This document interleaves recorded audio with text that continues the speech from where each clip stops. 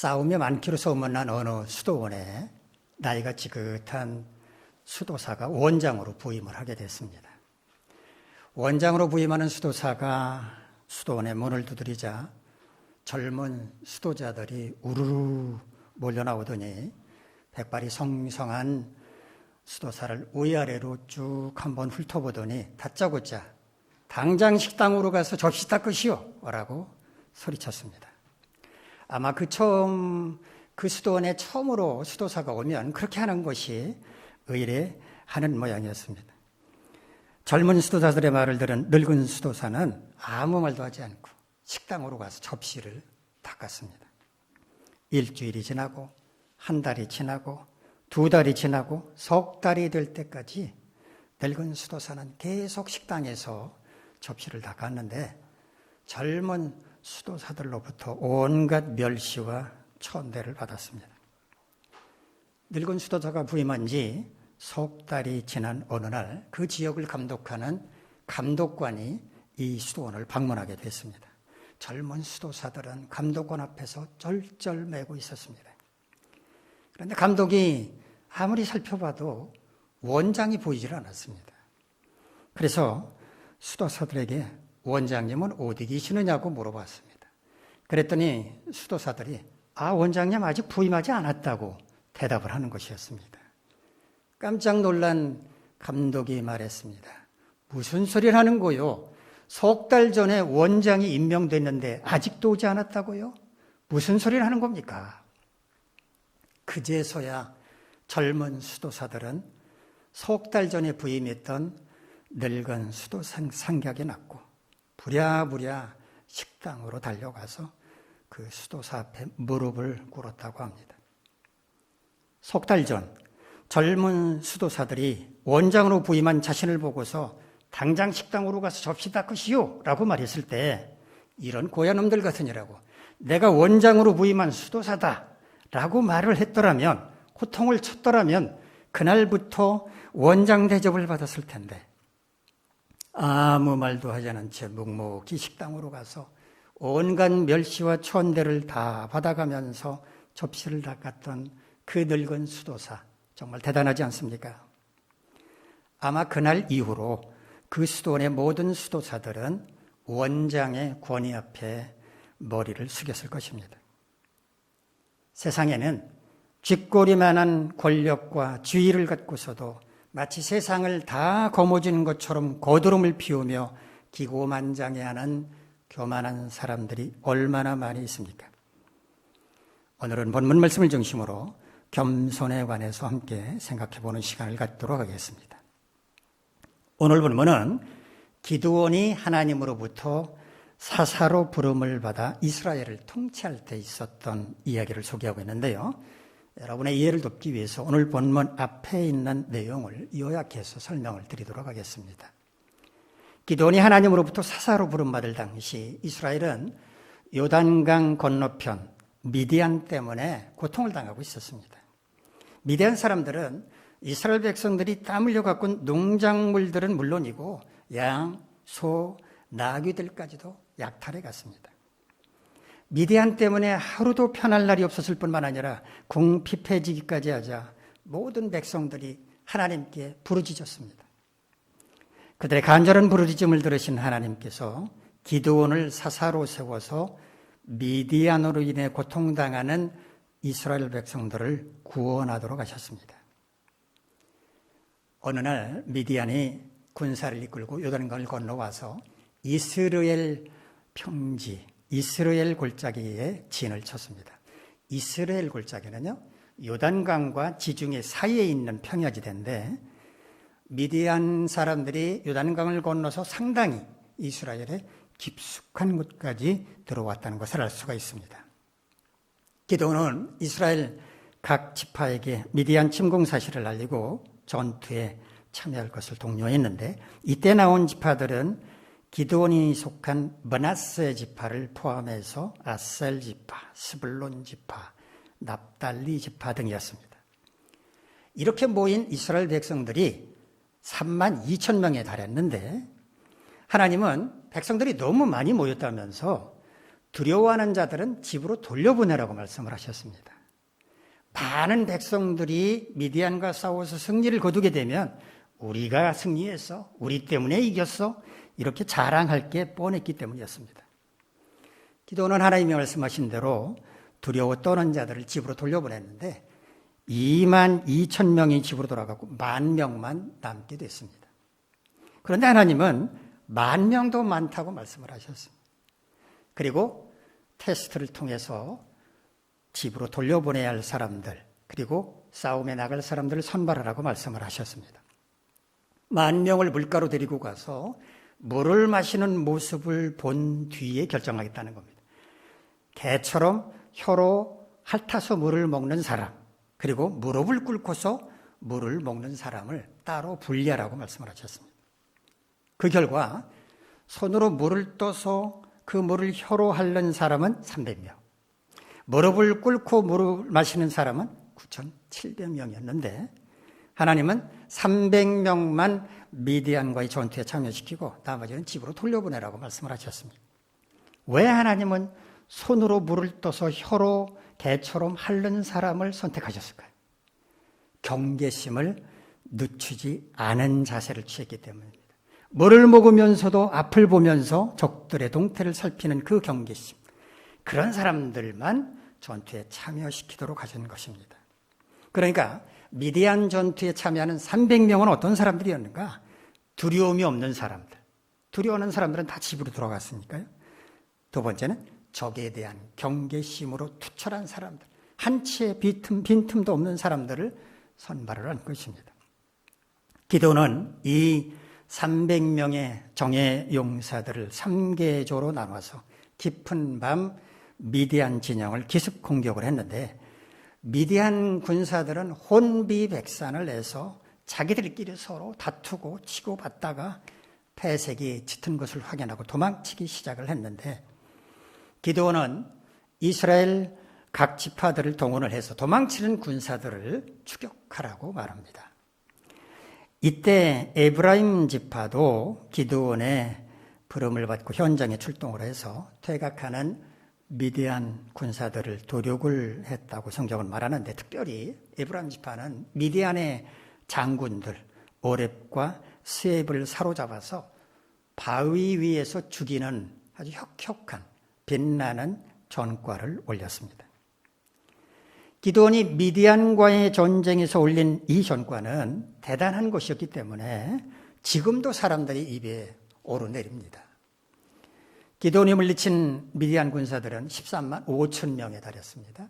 그러니까 300대 13만 5천, 무려 450대 1로 싸워서 승리한 것입니다. 지난 2007년에 미국의 잭 스나이더 감독이 만든 영화가 있었죠. 300이라고 하는 영화가 우리 국내에서도 개봉이 돼서 많은 관객들을 모은 적이 있었는데요. 이 영화의 스토리는 고대 그리스 스파르타 용사 300명이 페르시아 군사들을 무찌르는 내용이었습니다만 여기에 등장하는 300이라고 하는 숫자는 기드온으로부터 시작된 것입니다. 오늘 본문은 이런 일이 있고 난 뒤의 상황을 소개를 하고 있는데 우리 본문 1절 말씀 화면을 보면서 한번 같이 읽겠습니다. 시작. 에브라임 사람들이 기드온에게 이르되 네가 미디안과 싸우러 갈 때에 우리를 부르지 아니하였으니 우리를 이같이 대접하면 어찌 됨이냐 하고 그와 크게 다투는지라. 크게 다투었다라는 말을 히브리 원문으로 좀 더 자세히 살펴보겠습니다. 이 다툰다라는 말은요, 히브리 리브라는 말을 번역하는 건데 이 말은 논쟁하다, 법적인 소송을 진행하다, 투쟁한다 이런 뜻인데요. 심각한 의견 대립을 나타내는 말입니다.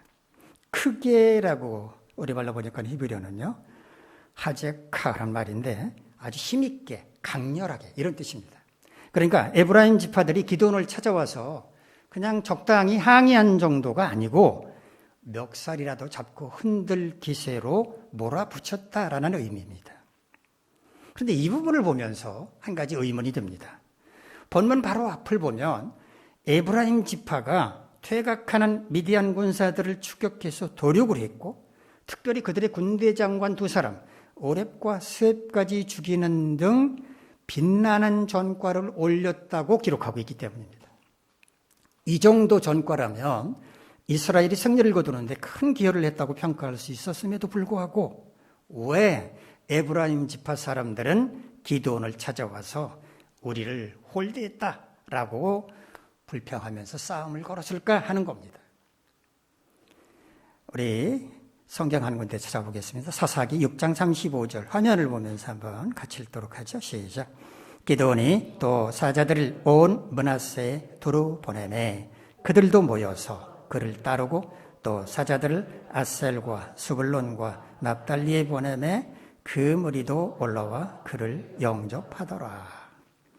미디안과의 전투를 앞둔 상황이었습니다. 기드온이 이스라엘 각 지파들을 불러 모으는 이야기를 소개하고 있는데 여기에 에브라임 지파는 나오지 않습니다.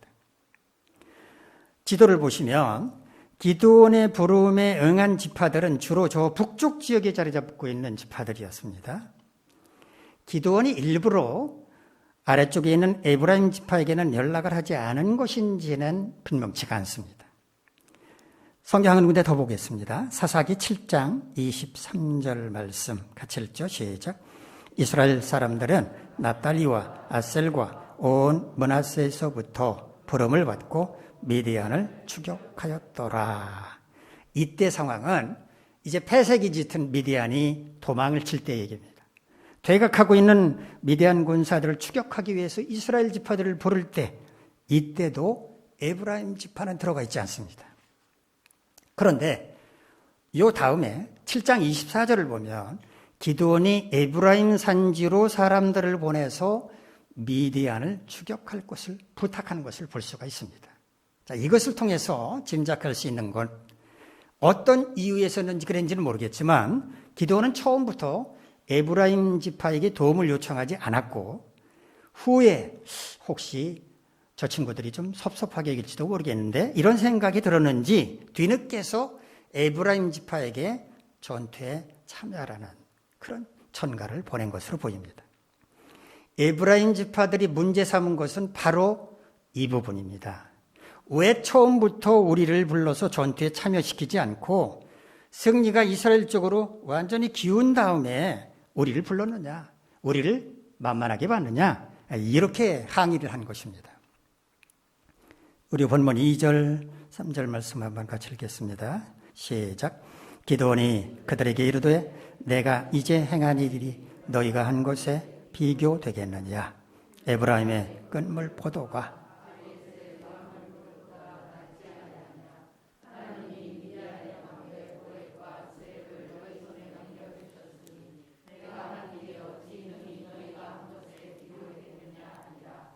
기드온이 이 말을 하매 그때 그들의 노여움이 풀리니라. 기드온은 자신들을 소외시킨 것에 대해서 강한 불만을 표출한 에브라임 지파 사람들을 달래기 위해서 애를 씁니다. 여러분이 한 일에 비하면 내가 한 일은 아무것도 아닙니다 라면서 그들이 올린 전과를 높이 지켜 세웠습니다. 에브라임의 끈물 포도가 아비에셀의 만물 포도보다 낫다라는 말도 있는데 전쟁에서 올린 전과를 포도에 비유해서 말을 한 겁니다. 보통 과일은 맨 처음에 따는 만물이 가장 좋죠. 상품성도 뛰어나고요. 그런데 맨 마지막에 수확하는 끈물은 가장 상태가 안 좋죠. 자, 그런데 에브라임의 끈물 포도, 그러니까 제일 상태가 못한 포도라고 할지라도 아비에셀의 만물 포도보다 낫다라고 말합니다. 에브라임은 아비에셀과 비교할 수 없을 만큼 뛰어나다고 지켜 세운 것입니다. 왜 하필 아비에셀이라고 말했을까요? 기드온이 속한 가문이 아비에셀 가문이었습니다. 기드온은 여기서 그치지 않았습니다. 이렇게 말합니다. 여러분은 미디안에 뛰어난 장군 두 사람을 사로잡아 죽이지 않았습니까? 장군을 사로잡는 순간 그 전쟁은 끝난 것이나 마찬가지인데 여러분은 이스라엘이 승리하는 데 결정적인 역할을 했습니다. 여러분이 달성한 전과에 필적할 사람이 누가 있겠습니까? 기드온은 진심으로 에브라임 지파 사람들을 높여주었습니다. 그들이 승리에 기여한 부분이 정말 크다고, 아니 그들과 비교할 사람은 아무도 없다고 칭찬을 했습니다. 잠언 15장 1절을 보면 유순한 대답은 분노를 쉬게 한다라는 말이 있는데, 여기 쉬게 한다라고 하는 히브리어 원어는요, 슈브라는 말인데 되돌아가게 하다, 도로 찾다, 회복시킨다 이런 뜻입니다. 화가 막 나 있는 사람을 다시 제자리로 돌려놓을 수 있는 방법은 뭔가? 부드럽게 말하는 것이라는 겁니다. 이 교훈대로 기드온은 화가 난 에브라임 지파를 상대로 부드러운 말로 자신은 낮추고 그들은 높여주게 되자 그들도 감동을 해서 노여움을 풀었다는 것입니다. 오늘 본문의 핵심 내용을 요약하면 이렇습니다.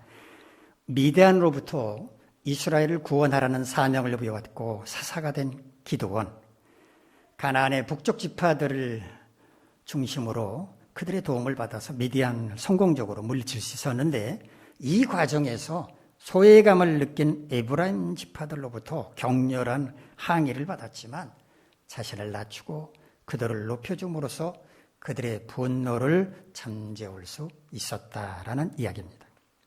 즉, 하나님은 오늘 본문의 말씀을 통해서 우리 모두에게 더 낮은 데로 내려가는 겸손함을 통해서 갈등을 해결하는 지혜를 보여주라고 교훈하시는 겁니다.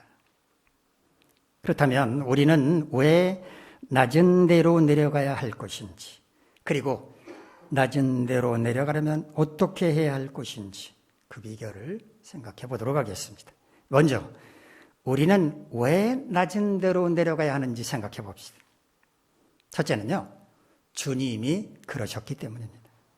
주님은 영광스러운 하늘 보좌를 버리시고 낮고 낮은 이 땅에 사람의 몸을 입고 오셨습니다. 우리가 낮은 데로 내려가기 위해서 그 어떤 것을 포기한다고 해도 주님과 비교할 수는 없을 것입니다. 그러므로 우리는 주님처럼 낮은 데로 내려가는 게 마땅합니다. 두 번째는 우리가 낮은 데로 내려가야 세상을, 사람들을 더 세밀하게 살피고 파악할 수 있기 때문입니다. 멀리서 숲을 바라보면 그저 아름답게만 보입니다. 그러나 그것이 숲의 전부는 아닙니다. 진짜 숲이 어떤 곳인지 알고 싶다면 그 숲 속으로, 안으로 들어가 봐야 합니다. 세상이든 사람이든 멀리서 건성으로 바라보는 것만으로는 그 진면목을 파악하는 건 불가능합니다. 그 속으로 깊숙이 들어가 봐야 진짜의 모습을 확인할 수 있습니다. 어떤 사람이 좋은 사람인지 혹은 나쁜 사람인지 어떻게 알 수 있습니까? 그 사람과 오랫동안 깊이 있게 사귀어봐야 알 수 있습니다.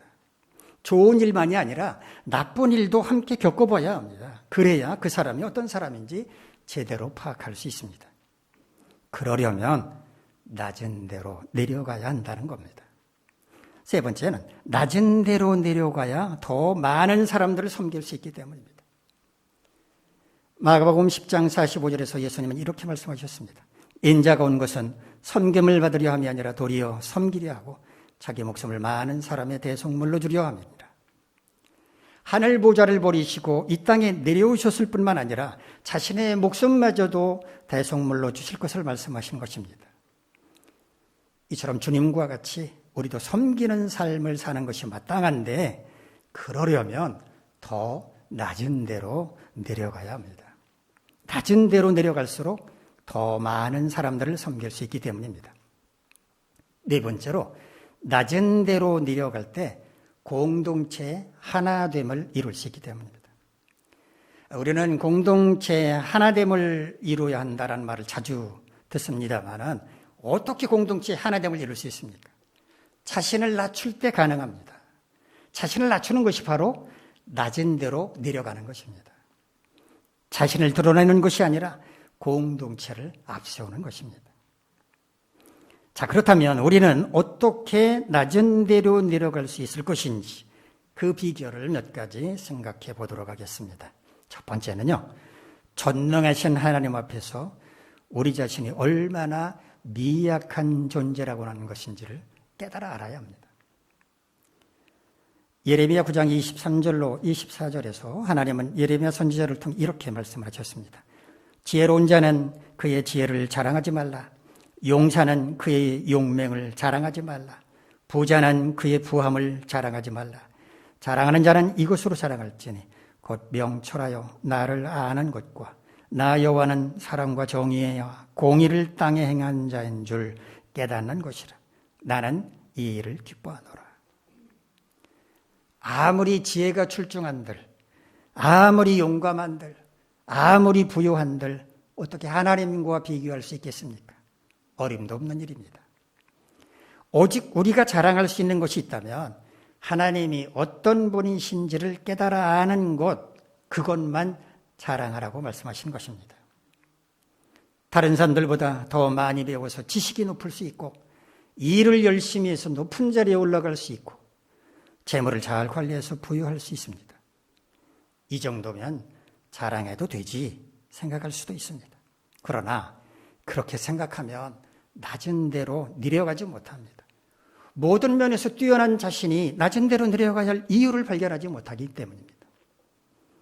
이런 우리의 생각을 바꿀 수 있는 비결은 다른 사람과 자신을 비교해서 옷졸해지는 게 아니라 하나님 앞에서 자신은 어떤 존재인지를 깨달음으로써 자신이 얼마나 미약한 존재인지를 아는 것입니다. 아무리 높은 산이라고 할지라도 하늘 아래에 있는 산일 뿐이라고 깨닫는 것과 같이 아무리 자신이 다른 사람들보다 뛰어나다고 할지라도 하나님 앞에서 미약한 존재일 뿐이라고 하는 것을 깨달을 때 우리는 얼마든지 더 낮은 데로 내려갈 수 있습니다. 진정으로 겸손한 사람은 나는 겸손하지 않습니다 라고 생각하는 사람이고, 진짜 교만한 사람은 나는 교만하지 않다고 생각하는 사람입니다. 하나님은 겸손한 자는 사랑하시고 교만한 자는 미워하시지만 사탄은 교만한 자를 좋아합니다. 우리가 낮은 데로 내려가려면 하나님 앞에서 자신은 미약한 존재라고 하는 것을 깨달아야 한다는 걸 꼭 기억하시기 바랍니다. 두 번째, 우리가 낮은 데로 내려가려면 우리 자신이 이룬 성과가 그렇게 대단한 게 아니라고 하는 것을 깨달아야 합니다. 사람인 이상 자신이 이룬 성과에 대해서 다른 사람들에게 알리고 싶어 하는 것은 자연스러운 일입니다. 어쩔 수 없죠. 정말 대단하십니다 라는 평가를 받을 때 우리의 자존감도 높아지는 것은 사실입니다. 그런데 이런 칭찬을 자주 듣게 되면 교만해지기 쉽습니다. 나중에는 그런 칭찬을 받는 게 당연하다고 생각을 합니다. 이렇게 칭찬에 익숙해지게 되면 대접을 받으려고 하지 낮은 데로 내려가라고 생각하지 않습니다. 그러면 어떻게 우리가 이룬 성과가 그리 대단한 게 아니라고 생각할 수 있을까요? 누구라도 하나님께서 능력을 부어주신다면 얼마든지 놀라운 성과를 거둘 수 있다는 것을 알면 됩니다. 다시 말하면 내가 이룬 성과도 내가 잘나서가 아니라 하나님께서 나에게 능력을 부어주셨기 때문이라고 하는 것을 깨닫고 하나님께 감사할지언정 교만해서는 안 된다라고 생각을 하라는 겁니다. 오늘 내가 이룬 이 성과는 오직 하나님의 은혜이므로 다만 하나님께 감사할 뿐이라고 고백할 수 있는 사람, 그 사람은 기꺼이 낮은 데로 내려갈 수 있을 것입니다. 세 번째, 우리가 낮은 데로 내려가려면 혼인잔치에 청함을 받았을 때 끝자리에 가서 앉으라 라고 말씀하셨던 주님의 명령을 따라야 합니다. 누가복음 14장을 보면 어느 안식일에 예수님께서 한 바리새인으로부터 식사 초대를 받으시고 그 집에 가셨을 때의 이야기가 소개되고 있습니다. 그날 예수님 말고도 그 집에 초대받은 사람들이 더 있었는데 그들은 높은 자리로 가서 앉았습니다. 예수님께서 그들을 보시고 비유로 하신 말씀이 끝자리에 가서 앉으라는 말씀이었습니다. 나 정도면 뭐 높은 자리에 앉아도 되지, 당연하지, 이런 생각으로 높은 자리에 가서 앉았는데 나중에 자기보다 더 높은 사람이 온다면 주인이 와서 당신보다 더 높은 분이 오셨는데 미안하지만 자리를 좀 양보해 주십시오, 이렇게 말할 텐데 그때 얼마나 부끄럽겠느냐라고 말씀을 하시면서 차라리 처음부터 맨 마지막 자리, 끝자리에 가서 앉아 있으라. 그러면 주인이 나중에 보고 아니 왜 여기 계십니까? 얼른 오십시오. 저 높은 자리로 가십시오. 이렇게 권할 게 아니냐. 그러면 얼마나 영광이 되겠느냐라고 말씀을 하셨습니다. 이처럼 주님이 낮은 데로 내려가라고 말씀하셨으므로 우리는 그 말씀에 순종해서 낮은 데로 내려가는 것이 마땅합니다. 네 번째, 우리가 낮은 데로 내려가려면 우리가 자신을 낮출 때 주님이 우리를 높여주신다고 하는 것을 믿어야 합니다. 야고보서 4장 10절에서 야고보 사도는 이렇게 말합니다. 주 앞에서 낮추라. 그리하면 주께서 너희를 높이시리라. 우리는 하나님께서 교만한 자를 물리치시고 겸손한 자에게 은혜를 베푸신다는 말씀을 수도 없이 들었는데 하나님은 겸손한 자를 어떻게, 겸손한 자에게 어떤 은혜를 베풀어 주시는가? 겸손하게 자신을 낮추는 자를 높여서 존귀한 자리로 올려놓으신다는 것입니다. 사람들에게 높임을 받는 것도 기쁜 일이겠지만 하나님께서 친히 높여주신다면 얼마나 영광이 되겠습니까? 그러므로 우리는 과감하게 낮은 자리로 내려가도 괜찮습니다. 하나님께서 높여주실 것이기 때문입니다. 20세기의 예수라고 불리는 쇼바이처 박사는 아프리카의 라빠데네 병원에서 죽어가는 생명들을 위해서 자신의 모든 것을 다 바쳤을 뿐만 아니라 병원 유지비를 모금해서 충당하기까지 했습니다. 한 번은 쇼바이처 박사가 병원 유지비를 모금하려고 고향을 방문하게 되었는데 도착할 시간에 맞춰서 많은 친척들, 친지들, 동료들이 기차역으로 마중 올라와서 기다리고 있었습니다. 열차가 도착하고 승객들이 열차에서 나오기 시작했는데 아무리 기다려도 쇼바이처 박사는 나타나지 않았습니다. 그런데 한참이 지나서 쇼바이처 박사가 기차의 맨 끝 3등실에서 거론하고 있는 것을 발견했습니다. 사람들이 놀라서 그리로 오르르 달려가서 물었습니다. 아니 박사님, 우리는 1등실 앞에서 기다리고 있었는데 왜 3등실에서 나오십니까? 그러자 쇼바이처 박사가 웃으면서 이렇게 말했다고 합니다. 4등실이 있어야 말이죠. 4등실이 있었다면 4등실 칸을 이용했을 텐데 4등실이 없어서 3등실을 탔다고 말한 것입니다. 이렇게 겸손했으니 사람들로부터 존경을 받는 건 당연한 일이었습니다. 자신을 낮출 때 주님이 우리를 높여주신다는 것을 믿고 우리는 기꺼이 낮은 데로 내려가야 합니다. 우리는 낮은 데로 내려가야 합니다. 왜 낮은 데로 내려가야 합니까? 주님이 영광스러운 하늘 보좌를 버리시고 낮고 낮은 이 땅에 내려오셨기 때문에 우리가 낮은 데로 내려가야 세상을, 사람들을 더 세밀하게 살피고 파악할 수 있기 때문에 낮은 데로 내려가야 더 많은 사람들을 섬길 수 있기 때문에 낮은 데로 내려갈 때 공동체의 하나됨을 이룰 수 있기 때문입니다. 우리가 낮은 데로 내려가려면 어떻게 해야 합니까? 전능하신 하나님 앞에서 우리 자신이 얼마나 미약한 존재인지를 깨달아야 하고 우리 자신이 이룬 성과가 그리 대단한 게 아니라고 하는 것을 알아야 하며 혼인잔치의 청함을 받았을 때 끝자리에 가서 앉으라고 말씀하셨던 주님의 명령을 따라야 하고 우리가 자신을 낮출 때 주님이 우리를 높여 존귀하게 해주신다는 것을 믿어야 합니다. 사랑하는 성도 여러분, 하나님은 자신을 낮추는 겸손한 자를 사랑하시지만 교만한 자는 미워하시고 멀리하십니다. 여러분 모두 겸손하게 더 낮은 데로 내려감으로써 하나님의 사랑을 듬뿍 받으며 살아가시기를 간절히 바랍니다. 기도하겠습니다. 거룩하신 하나님, 우리 모두 더 낮은 데로 내려가서 겸손하게 세상을 섬기고 사람들을 섬기고 하나님을 섬김으로 하나님으로부터 사랑을 듬뿍 받으며 살게 하옵소서. 예수님의 이름으로 기도하옵나이다.